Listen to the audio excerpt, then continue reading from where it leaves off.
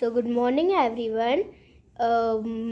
This is our vlog Chiku vlogs. तो फिर सबसे पहले आपको होली की बहुत बहुत बधाइयाँ। तो फिर आज मैं आपको बताऊंगा कि होली का त्यौहार क्यों मनाया जाता है।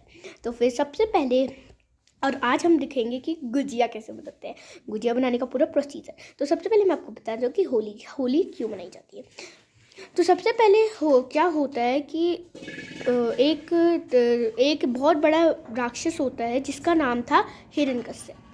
वो ब्रह्मा जी की तपस्या करता है और ब्रह्मा जी आते हैं और ब्रह्मा जी से वरदान मांगता है कि मैं ना कभी दिन में मर सकता हूँ, ना रात में, ना सुबह, और ना मैं ना इंसान मार सकते हैं, ना मुझे, ना जानवर, ना आदमी, ना कोई, और यहाँ तक कि मुझे कोई अस्त्र भी नहीं मार सकता, मुझे कोई भगवान नहीं मार सकता, और ना ही मैं आसमान में मरूंगा, ना मैं धरती में मरूंगा, ना मैं मेरे घर में मरूंगा, ना मैं कहीं नहीं मरूंगा।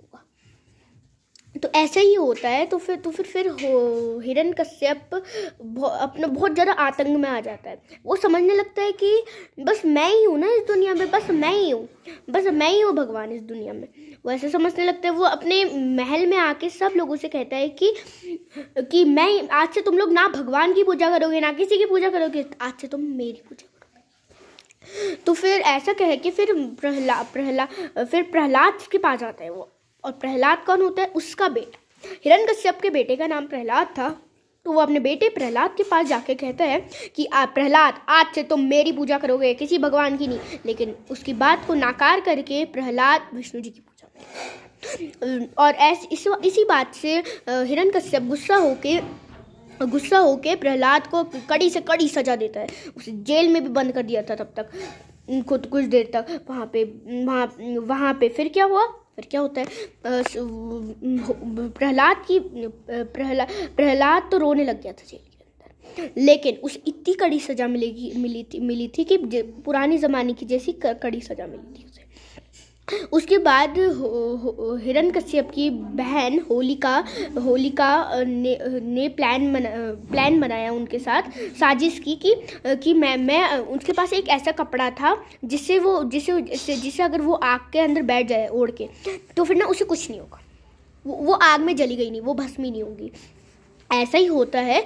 उसके बाद उन्होंने साजिश की और वो अपने ऊपर पूरा कपड़ा डाल के वो बैठ गई आग के अंदर, प्रहलाद को अपने हाथ में लेके। और प्रहलाद बेचारा रोने लग गया। क्या होता है फिर? होलिका तो बच गई थोड़ी देर तक। फिर वैसे ही विष्णु भगवान प्रकट हुए आसमान में, और उन्होंने अपने हाथ को आगे करके वहाँ पे कर दिया क्या? वो जो कपड़ा था वो होलिका से हट के प्रहलाद के ऊपर, प्रहलाद बच गया, लेकिन होलिका आग पे भस्म हो गई। उसके बाद हिरण्यकश्यप ने प्रहलाद को दोबारा से कड़ी सजा के लिए जेल में डाल दिया। जेल में प्रहलाद बहुत रोया क्योंकि उसे 3 दिन तक बिना खाए बैठा दिया वहाँ पे। तो विष्णु भगवान से प्रार्थना करने लगा, क्या ना ऐसे करके बहुत प्रार्थना करने लग गया, विष्णु भगवान प्लीज़ यहाँ पे आ जाइए। फिर विष्णु भगवान को बहुत क्रोध आया।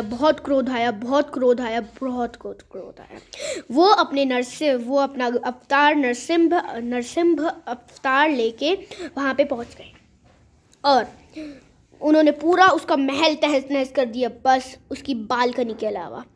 ना दिन में ना रात को, संध्या के समय, ना दिन में ना रात ना सुबह, संध्या के समय उसने उसे मतलब मार दिया, उसका पूरा सीना फाड़ दिया। प्रहलाद नहीं रोया, प्रहलाद को खुशी भी नहीं हुई, रोना भी नहीं आया, उसे कुछ नहीं हुआ। लेकिन जब उन्होंने मारा तो फिर पूरे गांव में वो होने लग गया। तभी से ही उसके अगले दिन से ही फिर हम लोग, और मैं आपको फिर हम लोग होली में रंग वगैरह खेले, रंग से भीगने वगैरह लगने लग गए। तो फिर तब से ही हम अपने रंगों से खेलते हैं, अपने प्रिय मित्र को रंग लगाते हैं, अपने फैमिली वालों को रंग लगाते हैं। तभी से ये बात चलती है। ऐसा होता है कुछ होली के टाइम। और मैं आपको बता देता हूँ कि जो होली है वो किसने रचाई है? वो हमारे प्यारे कृष्ण जी ने रचाई है, कृष्ण जी और राधा जी ने। उसकी भी मैं आपको कभी स्टोरी व्लॉग में बताऊँगा। So guys now thanks for watching. मैं आपको अगले व्लॉग में दिखाऊँगा कि गुजिया कैसे बनाते हैं। Now bye.